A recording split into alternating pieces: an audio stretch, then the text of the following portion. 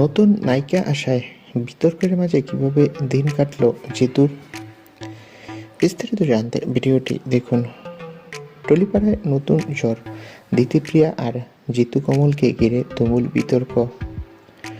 এখন সিরিয়াল থেকে বিদায় নিয়েছে দিতিপ্রিয়া সকলেরই জানা, আর নতুন নায়িকার আগমন।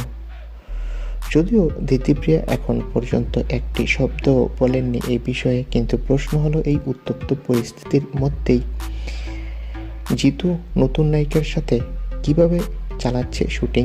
ঘনিষ্ঠ সূত্রের খবর একটাই, শনিবারও শুটিং ঠিক সকালেই শুরু হয়েছে।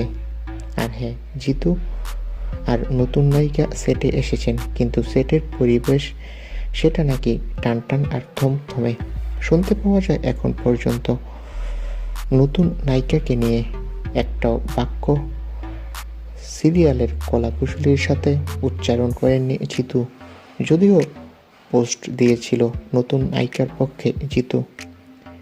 এখন দেখার বিষয় নতুন নায়িকাকে নিয়ে কতটা এগোতে পারে জিতু কমল।